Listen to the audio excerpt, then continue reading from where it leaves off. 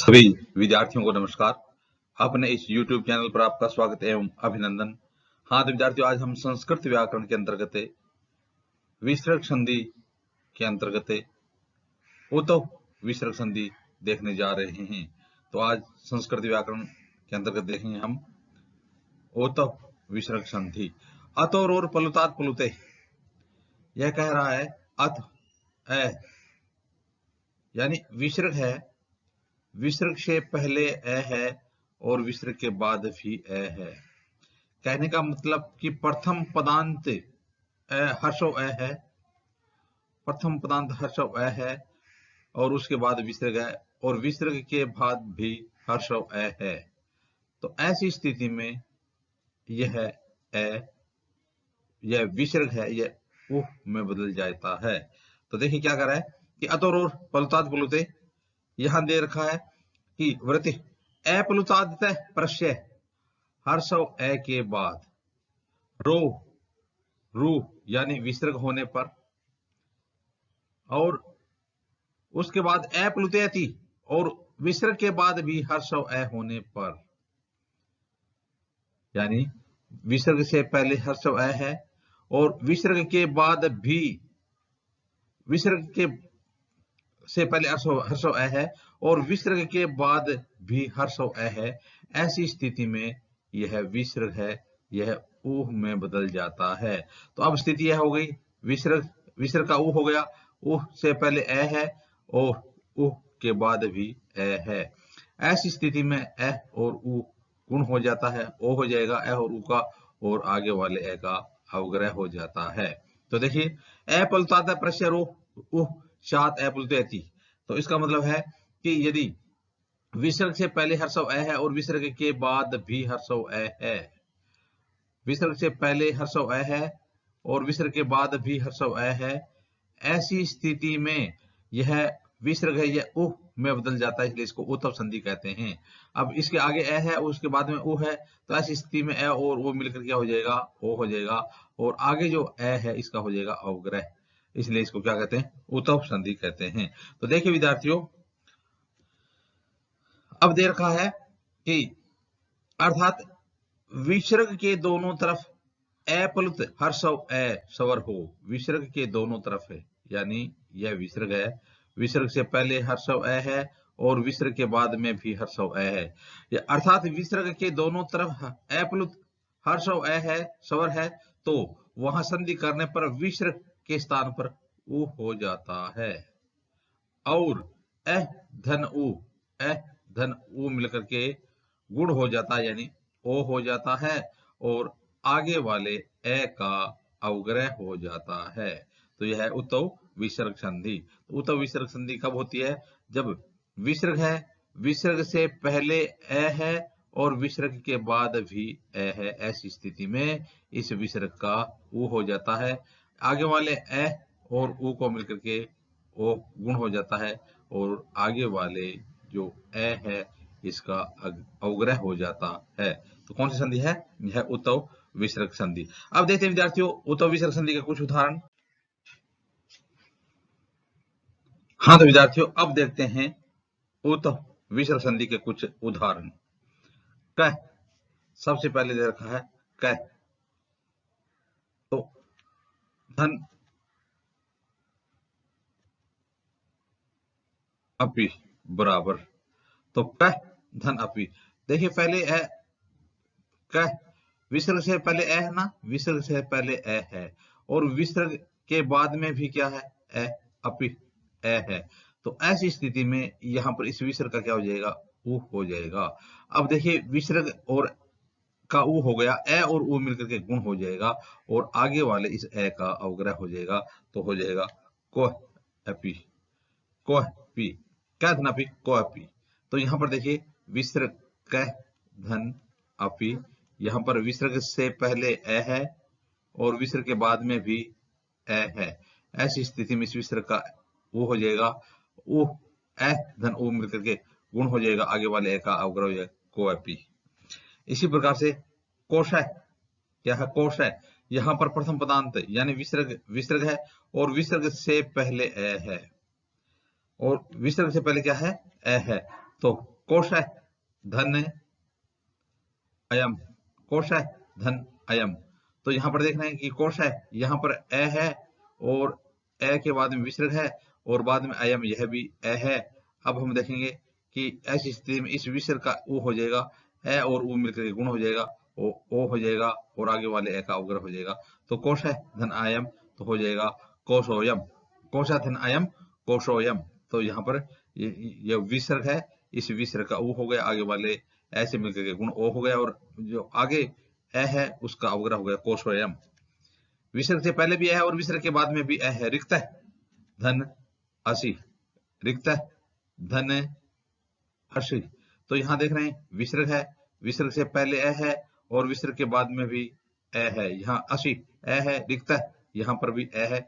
ऐसी स्थिति में विसर्ग का ऊ हो जाएगा, ए और ऊ मिलकर के गुण ओ हो जाएगा, आगे वाले ए का अवग्रह हो जाएगा।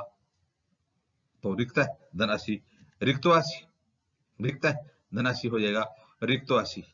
इसी प्रकार से अगला उदाहरण है बाल धन अयम, बाल धन अस्ति, बाल धन अस्ति।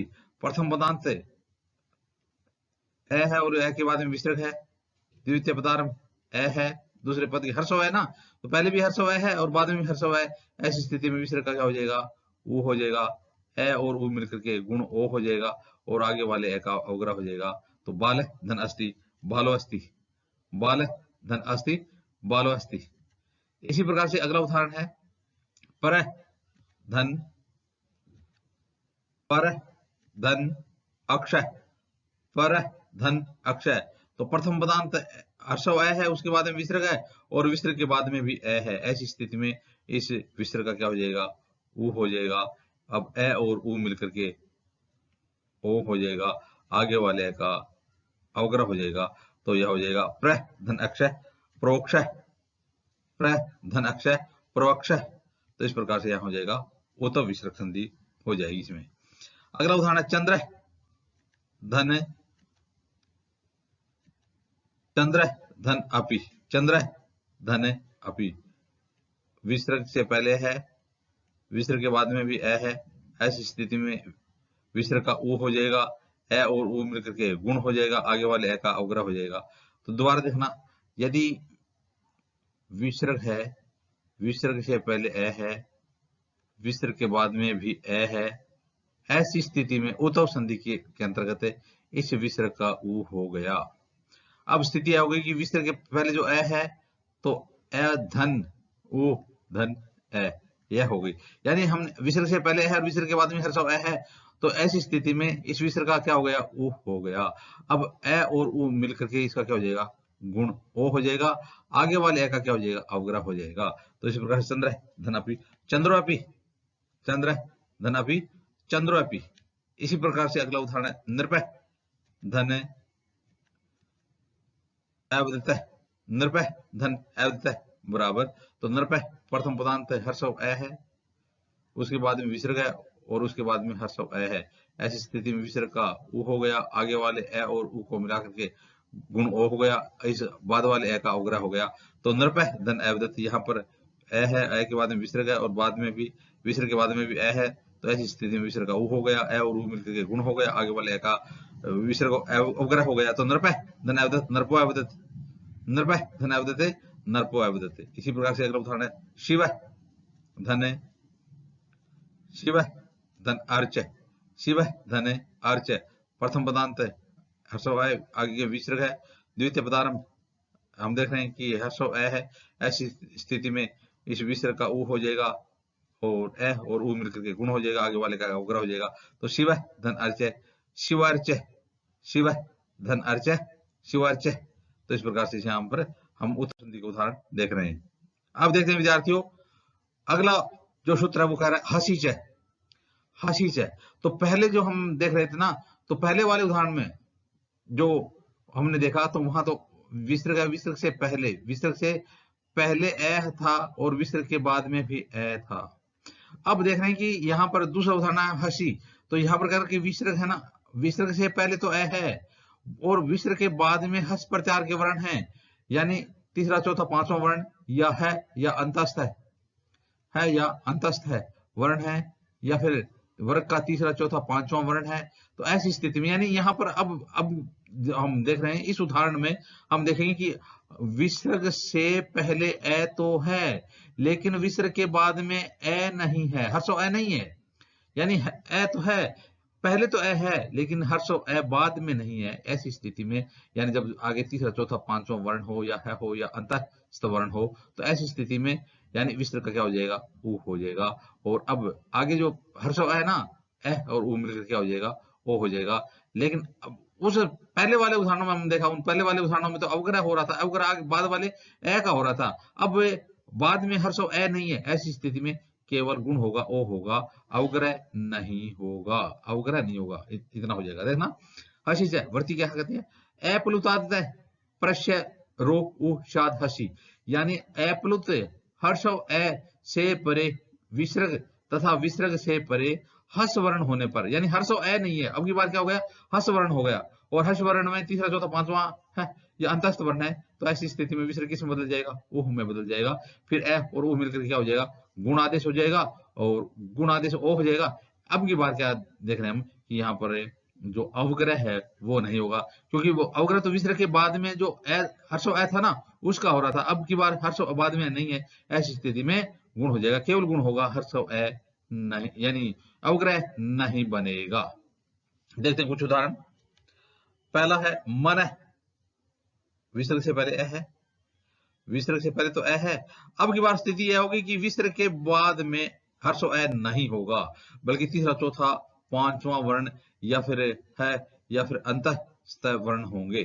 तो ऐसी स्थिति में क्या होगा, ऐसी स्थिति में गुण तो हो जाएगा लेकिन आगे अवग्रह नहीं होगा। तो मन धन हर, मन धन हर। तो देखना यानी विसर्ग से पहले ए तो है, हर्षो ए है, लेकिन अब विसर्ग के बाद हम देख रहे हैं कि यहाँ पर हर्षो ए न होकर के और हस प्रत्याहार क्या वर्ण है। तो ऐसी स्थिति में इस विसर्ग का ऊ हो जाएगा, ए और ऊ मिलकर गुण ओ हो जाएगा। तो मन धन हर हो जाएगा मनोहर, मन धन हर मनोहर। इसी प्रकार से शिव, शिव यानी प्रथम पदार्थ हर्षो ए है ना, और हर्षो ए के बाद में विसर्ग है, लेकिन उसके बाद में विसर्ग के बाद में हर्षो ए नहीं आएगा, तीसरा चौथा पांचवा वर्ण होगा। तो या फिर अंतःस्थ या फिर है वर्ण होने पर उसका गुण हो जाएगा। तो शिव धन वंद्य, तो यहाँ पर प्रथम पदांत हर्षो ए है, विसर्ग है और बाद में अंतःस्थ वर्ण वह है। तो ऐसी स्थिति में शिव वंद्य हो जाएगा, शिवो वंद्य, शिव वंद्य, शिवो वंद्य। इसी प्रकार से आगे है यश धन, यश धन धरा, यश धन धरा। तो यहाँ पर प्रथम पदांत हर्षो ए है, बाद में विसर्ग है, लेकिन उसके बाद में हम देख रहे हैं कि हस प्रत्याहार का वर्ण ध है। तो ऐसी स्थिति में इस विसर्ग का ऊ हो जाएगा, ए और ऊ मिलकर के गुण ओ हो जाएगा, यश धनधरा यशोधरा। यानी यहाँ पर ए और ऊ ओ हो गया, यहाँ पर भी ए और ऊ का ओ हो गया, ये देखो ऊ हो गया, ओ हो गया, यहाँ पर भी गुण होकर के ओ हो गया, यहाँ पर भी पहले ऊ हुआ, ए और ऊ मिलकर के गुण हो गया, तो यहाँ पर हो गया मनोहर है। तो इसी प्रकार से अगला उदाहरण है अध, अध धन गति, अध धन गति। तो विसर्ग है प्रथम पदांत ए के बाद में और उसके बाद में हस प्रत्याहार का वर्ण ग है। तो ऐसी स्थिति में यानी इस विसर्ग का ऊ हो जाएगा, ए और ऊ मिलकर गुण हो जाएगा और आगे वगैरह नहीं होगा। तो अध धन गति हो जाएगा अधो गति, अध धन गति अधो गति। इसी प्रकार से अगला है राम धन लिखती, राम धन लिखती। तो विसर्ग से पहले हर्षो ए है, लेकिन विसर्ग के बाद में और हस प्रत्याहार का वर्णन है। ऐसी स्थिति में ए और विसर्ग का हो जाएगा, ए और मिलकर गुण हो जाएगा। तो राम धन लिखती, रामो लिखती, राम धन लिखती, रामो लिखती। तो इस प्रकार से विद्यार्थियों आज हमने उतो विसर्ग संधि के उदाहरण देखे। आगे आने वाले वीडियो में इसी प्रकार से संस्कृत व्याकरण संबंधित सामग्री देखते रहेंगे। आप भी इसी अपने YouTube चैनल के साथ बने रहिए। वीडियो देखने के लिए धन्यवाद।